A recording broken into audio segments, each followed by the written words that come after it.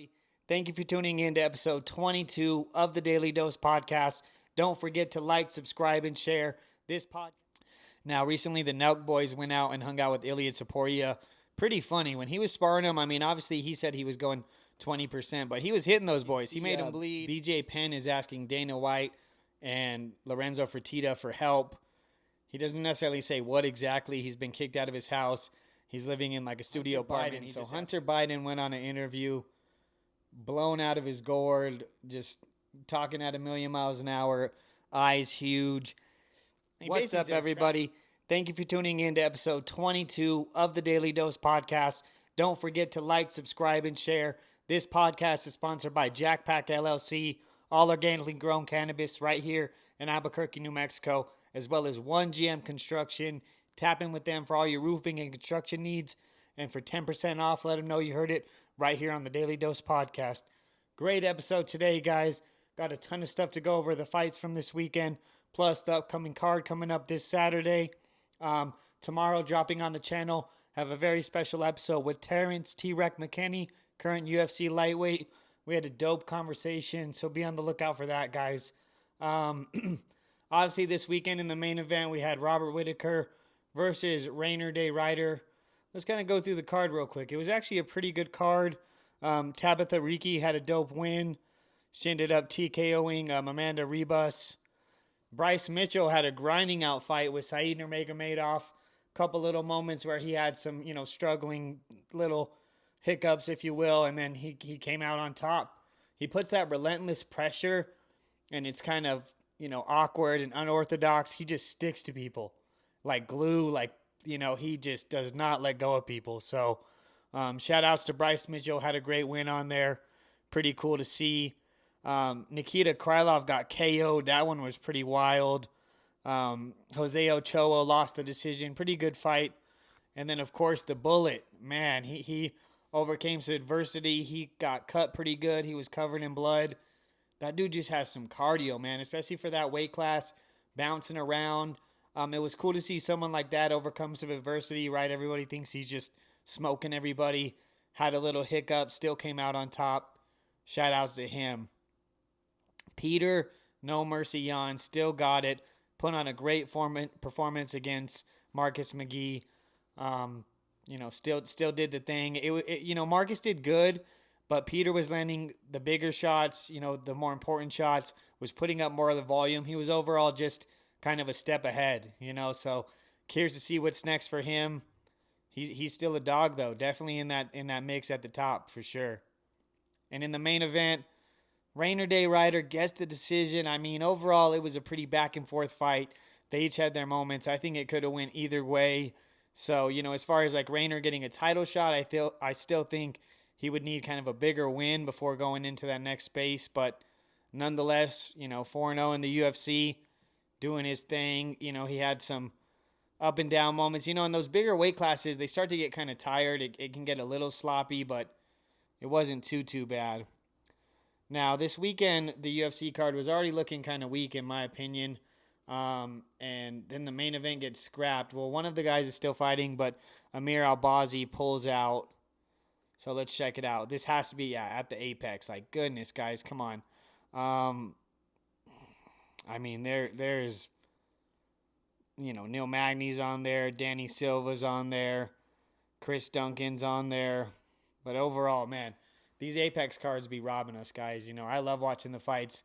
This one is looking pretty sad. I wouldn't be surprised if it has very, very low viewership. There's not really even much predictions to make.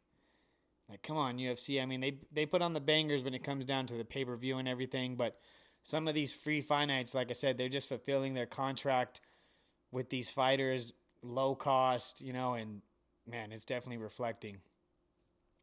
Aaron Pico gets rebooked in Chicago, but it's not versus Evalev. He is still hurt, so LaRon Murphy steps in. I think it's August 16th in Chicago. That should be a great fight. They're putting Pico right to the fire. Wants to see if he can hang at the top. I think that's a great matchup. In my opinion, that's going to be a war. I think Pico could get the finish. It could also go either way, though. LaRon Murphy's a very, very tough competitor.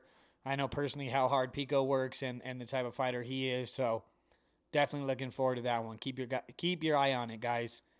And then we got some fight announcements. We had Alex Pereira versus Magomed Ankalaev at 320. They're running it back. Excuse me. You got Corey Sandhagen versus Merab Dvalishvili.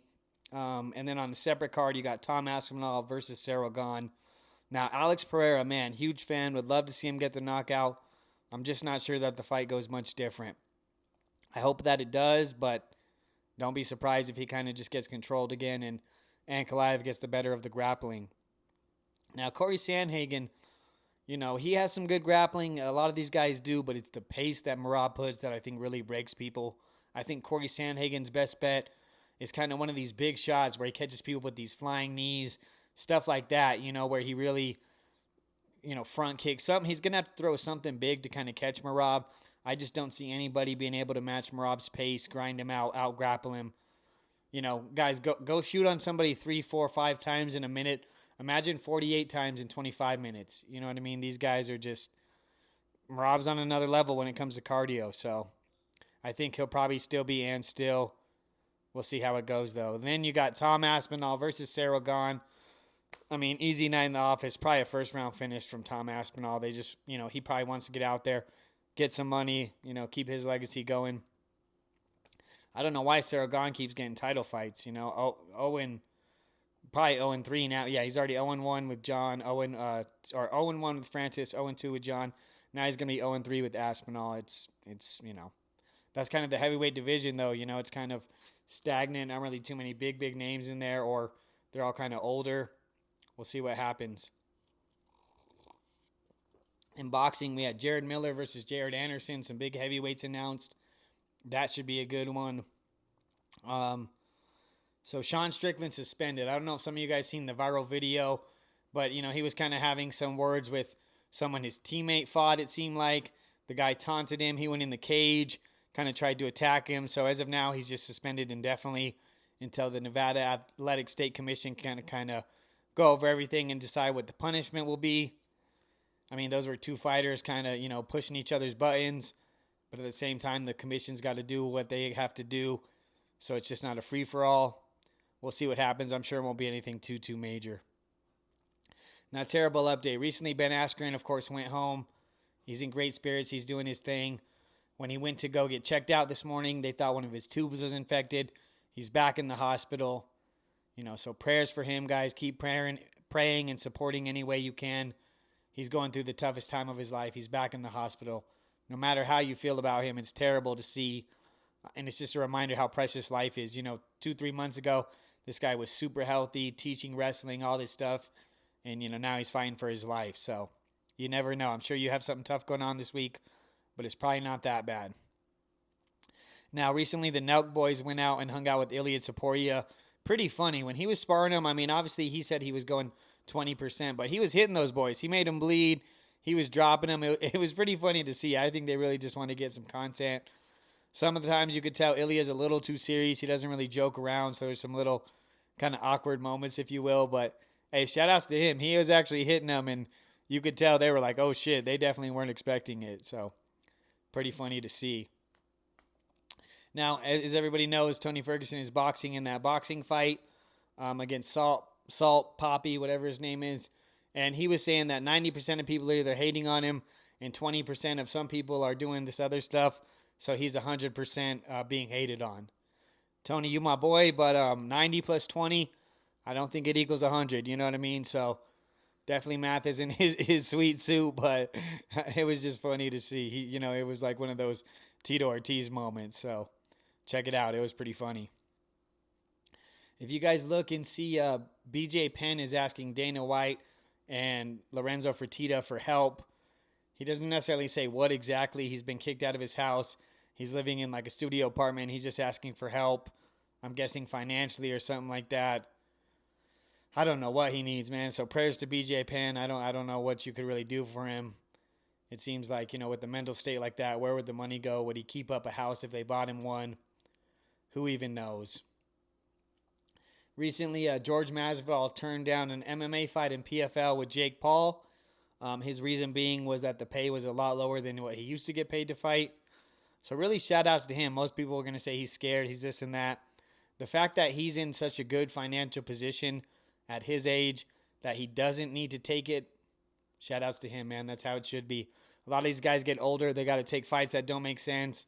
They got to take, these circus, silly fights. Georgia's like, hey, I'm cool. I got money. I got my promotion. He's doing well. So in that regard, I love to see it. Don't get it twisted, guys. In MMA, he would knock the head off Jake Paul's shoulders. So relax, guys. Now, lately, all this WNBA stuff, all this controversy, let them cook. They should be cooking in the kitchen. Just kidding. But, yeah, so mainly with the WNBA, guys, the NBA kind of puts it on to bring in extra eyeballs. I don't know if you guys know. You can look it up. It loses about $50 million a year. So nobody's getting paid any more money. It's basically a tax write-off, but they feel like if they put on the WNBA and have the women involved, it helps the NBA. That's the sole purpose of it. It's not to make money. It's not necessarily for entertainment. It's just something they feel like is necessary to kind of go with the NBA. And I'm not hating. I'm not being rude. It is what it is. So you can go look that up. That's a fact that in a very long time, in the last 8 years, they're negative 400 million, so it's pretty crazy, but I understand why they do it for the tax write-off, for the exposure, just to show like, hey, give women a platform. Yes, they don't pay them as much as the NBA, of course, but in that perspective, there's not many places that will continue to lose money and operate and pay people. So keep that in mind. Now, a tourist breaks a crystal Van Gogh chair in a museum. Looked like it was in Europe or something. A typical dipshit. Buddy goes to sit down on an old chair, absolutely breaks it. They freak out. They end up running away. It's like, dude, what are you doing? Leave it to the Americans to ruin it. It's super funny, guys. Go check it out. Hunter Biden. So Hunter Biden went on an interview, blown out of his gourd, just talking at 1,000,000 miles an hour, eyes huge. He basically says crack is pretty good. He's basically saying crack is clean and it gets out all the bad stuff, and that's kind of how you should do it. And buddy, what are you talking about? So he definitely just admitted that he doesn't do cocaine, just so you know, guys. He's more of a crack guy. So I don't know what he was thinking. He's just going off. It's pretty sad. It's on like some random YouTube page. I mean, it just doesn't seem that things are going well for him. So goodness, guys, get it together. An interesting thing, I saw this kid who figured out how to turn plastic into usable fuel, gas, whatever you want to call it, went missing. A lot of people, I think, they're tied together. Unfortunately, something like that, I mean, that's a billion-dollar industry, so, hopefully not, but I wouldn't be surprised. It's like anything, guys. When you mess with, billion-dollar industry, that's why stem cells aren't legal. That's why certain peptides aren't legal. Anything that's going to take billions of dollars from people's pockets, and especially the people up pockets, is going to be met with resistance, so definitely a little interesting. Not too much of an episode today, being that, I mean, the fights were pretty good this weekend. Nothing too crazy. I mean, they were some good ones, but, it's the fights this weekend are just, I'm not going to sugarcoat it. They're definitely weak. I'm going to watch them, cover them, and see what we got, but they're definitely not that crazy. Definitely been getting a lot of coverage. Was at the PFC fights this past weekend. Gonna get some UFC fights. Hopefully covering that Canelo fight. Just keeping the channel rocking, guys. If there's anything you want to see me cover, someone you want to see me interview, tap in and let me know. Before we get out of here, of course, we're gonna end it on the message of the week. 100 years from now, no one will speak about you. The choices you made won't matter. None of this matters. Just live your life, guys. Leave your mark if that's what you want to do. If you want to live a regular life, if you want to sit around, whatever it is you want to do that. Because when it's all said and done, we don't take anything with us. Nobody gets to come with us beyond we don't know what happens. But while we're here, it's very hard to leave your mark that's going to last hundreds of years, 100 years, 20 years. In the reality, soon after you pass, it won't even matter. So I only say that to say to chase your dreams, to not worry about failing, to not worry about things that don't go your way. If you're doing things that other people don't see it from your perspective or don't agree with, as long as your heart's in the right place, you're not hurting the world, you're not doing anything wrong, do whatever it is you want to do. This life is short. If you woke up today, you're blessed. If you're not in a terrible situation, you're not being bombed, you're not starving, You got opportunity. Look at the positives in life, guys, and run with that. It takes just as much effort to look at the positives as it does the negative. It takes, even more effort to frown than it does to smile. If you really want to turn things around, good things happen to good people. Do good things, and good things will be done for you. Do your part. As long as you do things with pure intention, you can't affect how others take it, but it will help you guys. So hang in there. It's an interesting times we're in. Stay true to yourself. Keep doing what you love. I appreciate all the support, guys. Episode 22 of the Daily Dose podcast. Don't forget to like, subscribe, and share. Interview with Terrence McKinney coming tomorrow. We'll see you guys next week.